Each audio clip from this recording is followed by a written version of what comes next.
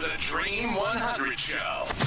The epicenter of influence, collaboration, and exponential growth. You're about to discover the power of relationships. Dream 100 relationships. And you're one relationship away from a totally different business and life. This is your host, Michael Tesner.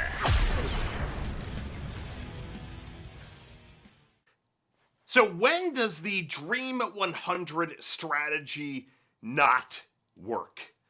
In today's episode of the Dream 100 show, I want to talk through a recent campaign that one of our listeners actually sent in. And they said, basically, and I'm paraphrasing, Michael, I tried the strategy and it didn't work. Now, the good news is I love it when things don't necessarily work. And I'm using the word work with air quotes because it's a little bit relative. But I like seeing when things maybe don't go according to plan so that we can unpack and we can backtrack a little bit and say, let's look here and tell me what didn't work in your opinion. So before we dive in, this is just one lesson that I wanted to share, and it's something that's taken me personally a long time to kind of get into my skull here. It's that I need to look at facts, not feelings. As a marketing person, I hear all day long, hey, this isn't working. This doesn't seem to be working. This didn't work. And with everything, I pause and I'll say, well, give me the facts. So great. Well, I put a post on Facebook. I threw $100 and then I clicked sponsor it to people that like my page, and nobody ended up buying. And it's been 3 weeks. Okay, great. So let's get the facts before we start to then dive in. And now I could obviously debunk that in 15 seconds.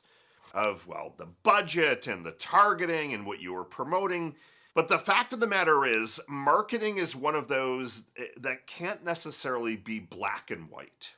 It's not something that every single thing is going to show you the fruits quickly.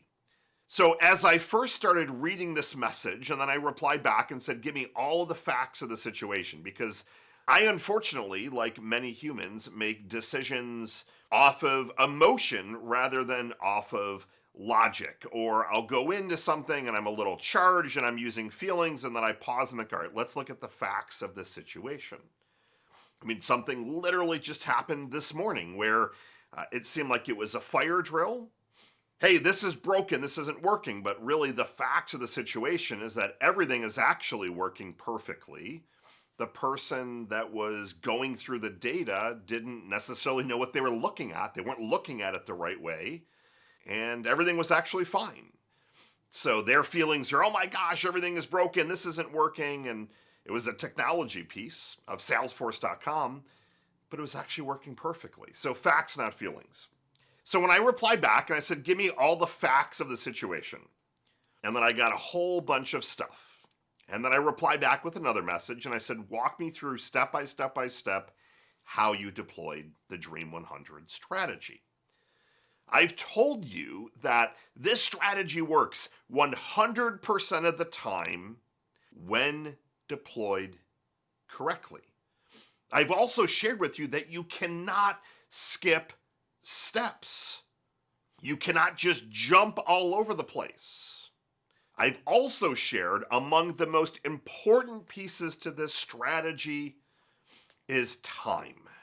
The Dream 100 strategy, the Dream 100 framework, as I teach it to you, is a 6 to 24 months plus strategy. This plays the long game. This plays off the relationship aspect. This plays off of multiple touch points month after month after month after month. So I instantly debunked their email when they gave me the timing. And they said, well, it's been 60, I think it was like 65 or 70 days. I've invested $5,000. It's been 65 days. Nobody has closed. I haven't generated any new revenue. I'm going to go through and we're going to, again, dissect all the different things. And I won't call this person out because I just don't want to do that. But I said that, hey, I'm going to record an episode and I'm going to talk through all the different things that you did wrong. And this is why it hasn't worked yet. So first thing again is timing.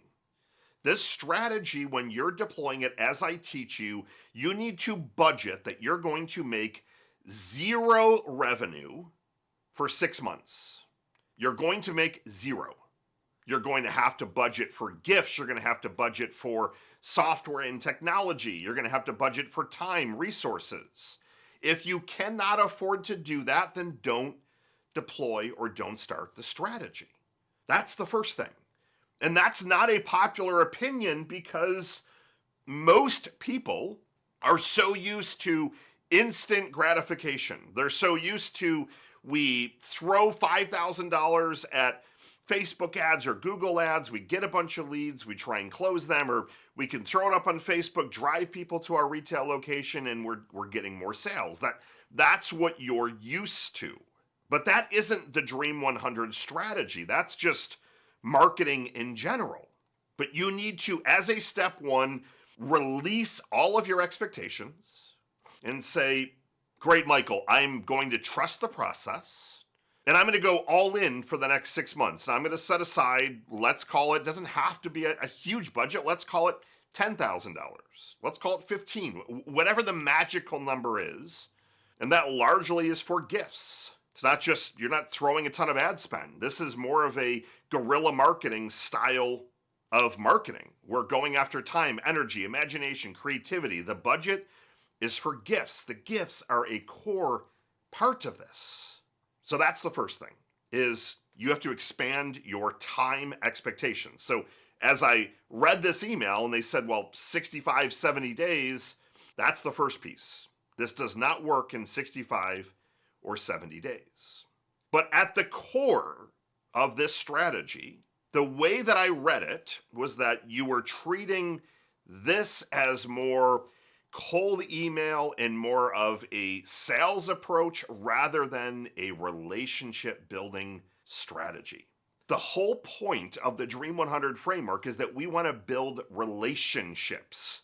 We want to go after people that don't necessarily know who you are, warm them up by commenting on their social media and starting to engage with them, ideally getting them on your podcast, sending them a gift once a quarter with a handwritten note, and continuing to follow up. This is a relationship marketing strategy. So A, you have the date piece wrong because you need to expand this out. But B, the most basic of elements was missed. This is not so you wrote that you contacted 400 people and you put them in a bulk email tool. And then you started trying to send one-on-one messages. And then you used your budget and you picked 50 people to send a gift to. That's not how I've taught the Dream 100 strategy. That's not the framework. So if I give a quick recap to anyone that's new here, this strategy has not changed over the last 2 years, 3 years that I've been teaching it to you. Very, very little has changed. The only piece that's changed is that we're leveraging technology to accelerate all the data research. We used to go through and manually, as we found a contact that we wanted to build a relationship with, we would go and we would just deep dive after deep dive. Now we can plug that into one of many AI tools and learn everything and anything about that person so that we can build that relationship. So step one is you're identifying 100 to 125 contacts that are going to fit the bill of being a Dream 100 relationship. They have to be able to catapult your business. So as a whale client, for example, or they have to be able to refer you lots and lots of clients and or customers. From there, then we start the one-on-one outreach, but only after, and this was, I'd say, unfortunately said with love and respect, you made every mistake in the book. You then started the outreach without fixing all of your social media. So I went and checked all of your social media. There's no congruency. Your LinkedIn page didn't match your website. Your Facebook page had a bunch of old stuff on it, hasn't been touched in a while. Your other social presence was non-existent. You didn't have your act in order before you start sending these messages. One of the things that people don't realize when you're contacting a potential whale, a potential Dream 100 relationship, when you're contacting press, when you're contacting celebrities, for example, one of the things that you're not realizing is that even though everyone is extremely busy, if they have an inkling of interest, before they reply to you, they're going to Google your name or your business or go to your website, and they're going to stalk you for a couple of minutes. And they're making decisions like that. So before you start this outreach, you need to get your house in order, period. Don't start the outreach until you can tell me that you know the 3 to 5 words that you stand for. If you can't explain to me what you do in 3 to 5 words, that's an issue. Is that clearly communicated across your social media? Is your website fresh, updated with good content, working flawlessly on all devices, mainly mobile? Yes or no? But until this stuff is true, you can't move forward.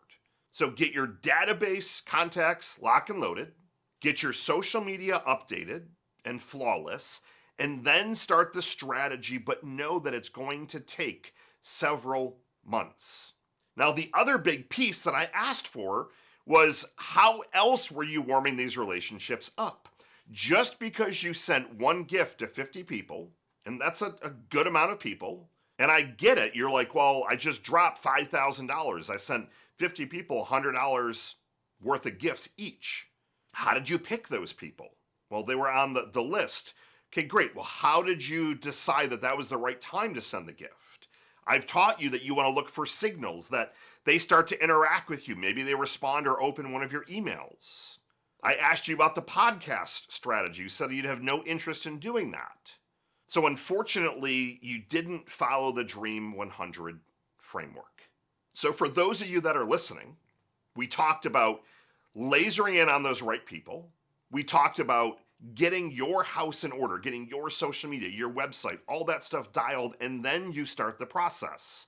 The process, again, is commenting on their social media, leaving thought out responses, sending some emails, forwarding helpful articles. As you start to see a little bit of interaction, then we will trigger a nice custom gift. But what we've been doing and what I've been teaching you is to try and put the podcast as a way to move the needle a little bit faster. Get them on your podcast. That gives you another reason to send them a gift. But you're building that relationship a little bit quicker. Play the long game. Work out your budget over 6 months. Maybe you should have only sent 10 gifts, for example, and you wouldn't be so upset. But you have to separate out the time and the money aspect. Just because you're investing money doesn't mean that every single thing is either going to work right away or that it didn't work. And that's kind of how I started this podcast. You have to look at that long game. What if one of those opportunities does turn into $1 million deal? Are you going to be so upset that you invested $5,000? The icing on the cake is that in your email, you called out spending and wasted. You didn't even use the word invest anywhere in your email. If you're treating this as a expenditure where you're spending money, the mindset is already lost. And that I've talked about time and time and time again, and I want to end on that note for today, is that until you start to see this as an investment of your time and your resources, investment as the key word, it won't work if you're just treating this as an expense. You've got to set some money aside. You've got to set some budget aside, but going back to the drawing board, re-listen to earlier podcasts. I give you the exact strategy as I teach it. It works 100% of the time when deployed correctly. Michael Tazzer signing off. Good morning, good afternoon, and good night. I'll see you next week.